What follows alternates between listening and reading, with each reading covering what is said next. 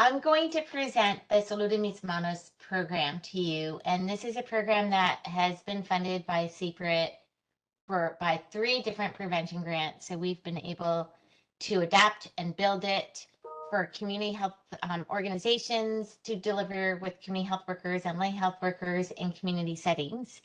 And at the end of the presentation, I'll give you a little information about our new project, which is to create a platform to support clinics to deliver this Salud Mis Manos program. But this presentation is really focusing on what is the program and how has it been effective. So it's a breast and cervical cancer prevention and early detection program. So this program we have delivered in community settings with community health workers and lay health workers to reach Latinas who are uninsured or underinsured, who face barriers, either personal or logistic, to getting screenings to prevent cervical cancer and detect cancer for breast and cervical cancer early when treatments are better and to increase survival and prevention. So this is an evidence-based program, meaning we've tested it out and proved that it effectively increases screening. It was developed for Latinas specifically identified in medically underserved communities. And this picture is actually one of our community health workers in the middle. She's standing up with her jeans on, and you can see she's a little PowerPoint right there, and I'll give you little snapshots of that program. And then the women are gathered around, and she does present information, but this is a very discussion-based program, so women can come and share experiences and barriers, and then how they overcame them. And the community health worker also helps them one-on-one to give them support to get their screenings. So the program, before we started to focus on how can we reach more women and put this program in the hands of other community organizations to implement, we wanted to make sure it was making a difference. And to do that, what we did in the first funded grant we had with CPRIT over 10 years ago, we recruited women to participate in the program who had not had their breast or cervical cancer screenings. And we delivered the program to a large group of women first, and then we had another group of women who were a comparison group. And then later we conducted a 6-month survey and found that the women who got the program effectively increased their screening more than the women in the comparison program. And then, of course, the women in the comparison group got the full intervention and support to get their screenings also. But in our work, what we do is we like to report what were the odds that it increased screening. And that's what you're seeing here, that it increased screening significantly for both breast and cervical cancer. So what is the program? The first part is a presentation by community health workers who give this group presentation. You saw the picture of the women in the community health worker in the community setting. We partner with a lot of community organizations, whether they're churches or community health centers, libraries, YMCAs, many different types of organizations partner with us to just provide a space. And community health workers can identify and help women understand if they need the screening and invite them to the program from also many different organization partnerships, GED classes, ESL classes, Head Start classes. Even some clinics have referred women to say all these women are overdue and they're not coming in, and our community health worker can reach out and invite them to participate in the program. It's a one-time education, and then they deliver them health coaching assistance. And it's navigation, but it's more than navigation to clinics. It's helping them set their own goals and share their own barriers so the community health worker can help them overcome those barriers. And then with the CPRIT funded grants, we also offer some money to help women get screened to help cover their services. But honestly, most of the women in our program, we don't need to tap into that safety net funds from CPRIT. We are able to partner with clinics who are in the BCCS program or have other funding to reduce costs. So while cost is a barrier, it usually isn't a problem to identify clinics that have some source of funding to help low-income or uninsured women cover their costs. For Pap screening, it's like a $10 copayment. So the Pap screening has been easier for sure than the mammograms. But both arms were significant, and this is just, we've had significant success. This is an overview of our program flow.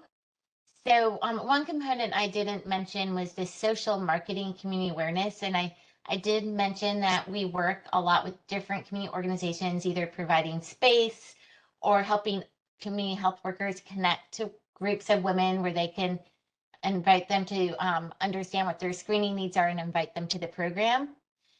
So we work with a lot of community partners to just do community outreach to help invite women into the program and to provide this space. And we also have social marketing materials that we've developed, a toolkit that we can use. We've shared it with different organizations where they put messages that encourage women to find out what their screening needs are and to encourage women to go get screened. So it's an education, social marketing messages. It also invites them to call the community health worker if they want to know more about what they should be doing, and so that they can get into the program. So that's our social marketing and community awareness about to increase reach of the program. Now that we know it's effective, if we increase reach, we can increase the impact. So then the lay health worker delivers, the community health worker delivers the education. Again, that's just one time. It's a one group session, or she can do it one-on-one. So if one person shows up, she does it with just that one person.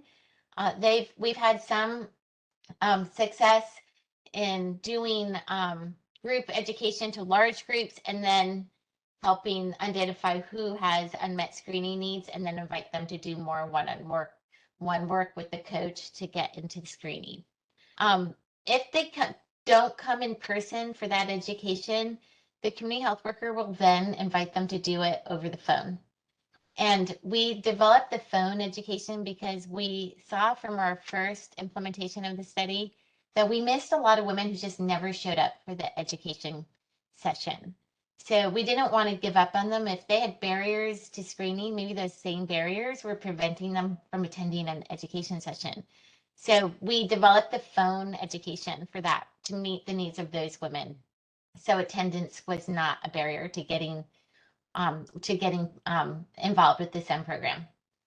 During COVID, we developed it for virtual implementation, and that took a lot of work. Emily's here on the call and did a lot in terms of training community health workers to be able to connect with the technology and learn how to use Zoom, and help the participants connect through Zoom, and then deliver the program just like we're talking today, using PowerPoints and facilitating a discussion with women from Zoom. And that was really exciting because people talk about the technology barriers, and especially with a population that isn't naturally already connected to technology, kind of overcame that hurdle and developed a protocol.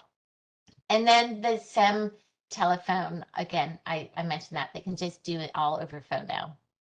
After that, the health coach calls them 2 days after their education session and asks them if they can help them with any barriers they may have to making their appointment. And they talk about what might be keeping them from making an appointment if they haven't done it yet, helps find different referrals using a referral database that the community health workers develop, and works with a series of calls to help them connect to those services and go to their appointments, and calls them after the appointments to make sure they went and to remind them to get their results, and even carries it further if they need to go do follow-up diagnostic testing. So sometimes, really sadly, women go through their screenings and they make that first step, and then they drop off and they don't go. They take a long time for the diagnostic follow-up, and so we're trying to close that gap as well with the coaching call. At the end, they do keep going through, and we've had cases where the community health worker does help identify where they can go for treatment. in those rare cases where cancer is detected. So they see them through, they're really a personal, from our qualitative work with community health workers and navigators and our data collection, we've learned one of the most important things about this program is that personal connection that community health workers make with people, and that's what gets them to stick with the program and go to their screenings. So this is just a sample, and you can kind of see the personal look and feel of the program materials. These are all developed for groups implementing the program to disseminate on whether it's Facebook or a website. You could text it. These are in the middle, a postcard. You do everything for the people you love when it comes to breast and cervical cancer. We can help you. This is actually very careful messaging that we have come up with some communication specialists, and the branding is supposed to show this is personalized, this is for them, that that we are welcoming them to get the help from this program. We've added HPV vaccination. This was a new recommendation after the original program was developed. So as recommendations change, we update all the materials.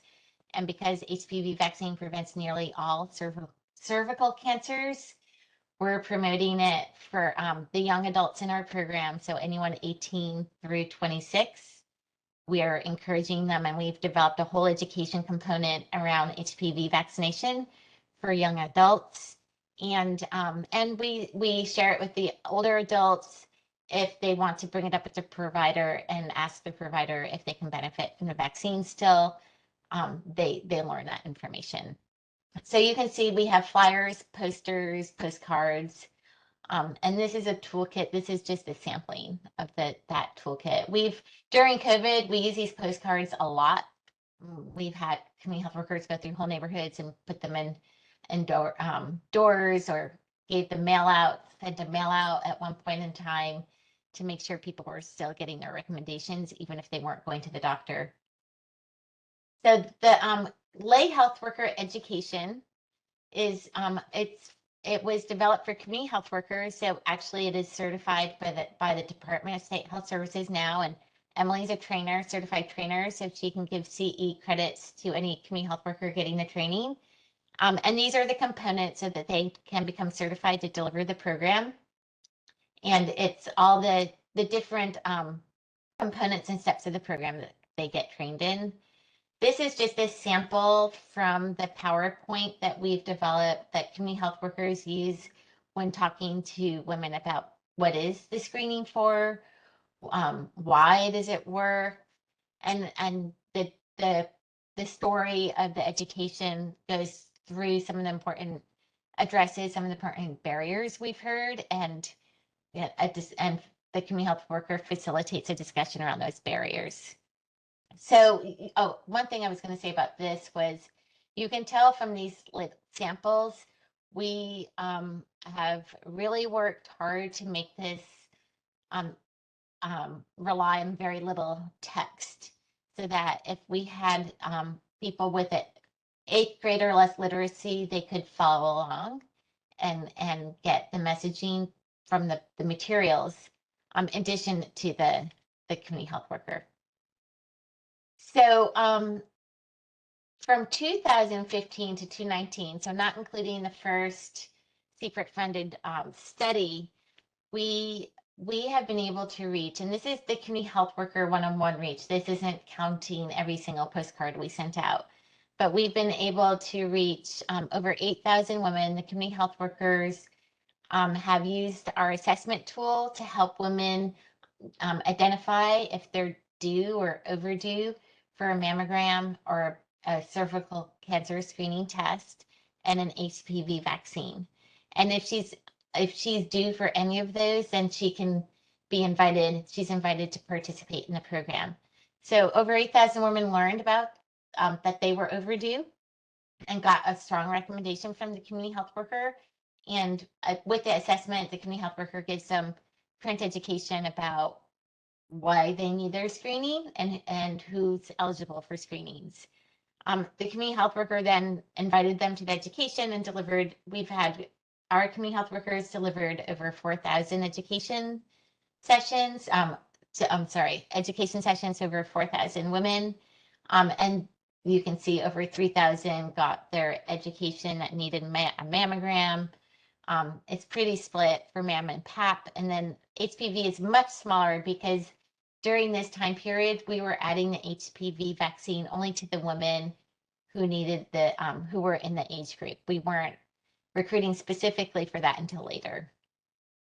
Now we've lowered our age to 18, and we recruit or we include as a priority population women, even if they just need their HPV vaccine.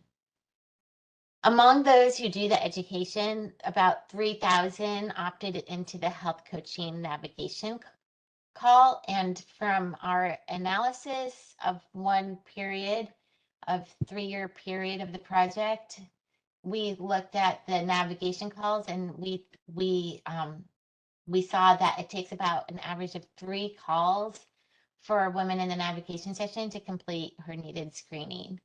So it usually didn't happen on the first call, but it wasn't going on forever. They were able to identify barriers pretty quickly and help them connect. And you can see that took over 8,000 coaching calls. So the overall impact, and again, this is just a 4-year period. You can see that the numbers of women that got a mammogram, not almost 1,000 in that period. Now we're well over that. 1,100 for PAP screening, and 63 got their HPV vaccines. And these rates, these increases, were about the same as the intervention group in our randomized trial that I talked about at the beginning of the presentation. So the good story here is that while we were really focused on increasing reach in this grant from this funded period from 2015 to 2019, we didn't have a drop in effectiveness, which was great to see. So we are now actually, I chopped off some of our,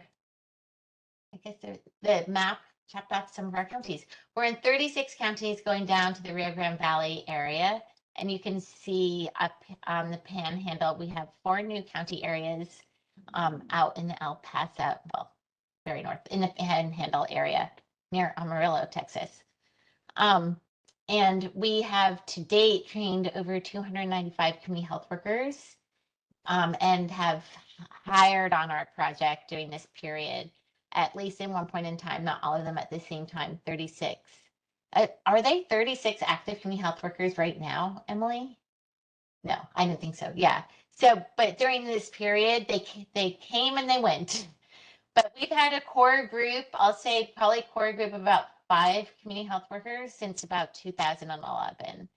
We've had some in the greater Houston area who've really stayed on working on this project. They're not always working on this project, but when they see the opportunity, they're delivering the program.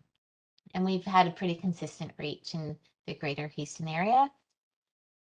And this is just another slice of numbers of people that have been in the program. This is a more late up-to-date time period. These are the social marketing materials. And so this is really for community organizations, is to show them how they could partner with our program. We have the community health workers, but we can also train community health workers. And we are always looking for community partners where we can reach women that we haven't reached yet, or in new spaces in new communities, so that we can plan community events in new areas, whether it's churches or schools, where we really don't limit our imagination and who we can partner with. And also, we want to just get the word out about screening and the HPV vaccine. During the pandemic, rates went down. And so if people want, or organizations want to promote these materials, we can share them with you. For clinics, we also have what we call the Salud and Mis Manos Dissemination and Implementation Assistance Program. And now that we've disseminated it or implemented this program with effectiveness and increased reach in community settings. We want to bring this program into clinic settings to help clinics boost their own screening rates. If they see they have a lot of people in their patient records who have come in at one point in time but are overdue for a PAP or MAM or an HPV vaccine, or are due and never have had one, they could implement this program. They could train a staff member who they think would be good at education, going through our training curriculum, using our implementation support materials, and deliver the program on their own. And if you're interested in that, I would love to do a whole other presentation about joining us in an effort to work on this MDA program, which we're going to begin in the summer. So it's not too late to join this program. So this program ultimately is trying to learn how can we support clinics in implementing the SEMM program and integrating it into their own system flow without needing to create new jobs or slow things down. So I will stop. That was a lot of information, and I'm very happy to answer any questions. So, Laura, Alex had a couple of questions great. in the presentation, and Okay. I think that they don't have the ability to take themselves off mute, so Oh there may no. be communication from the chat. But one of the questions was, what barriers did you identify, and how were they overcome? So barriers for women participating in the program to get their screenings. Are you talking about the individual barriers? Because I can definitely talk about that, and then we can, if you're interested in from the clinic perspective, what might be barriers. But Probably both would be good, Laura. yeah, It's not yeah. specified, but Okay, so for the women, it was, the cost and not having insurance was the front of their mind, that they just assumed, which makes sense, that if they can't afford it, they can't do it. And so community health workers really reassured them that there are many women in the same position and that they can help them overcome those cost barriers, because there are clinics and programs that are meant for women who don't have insurance and who have a financial barrier.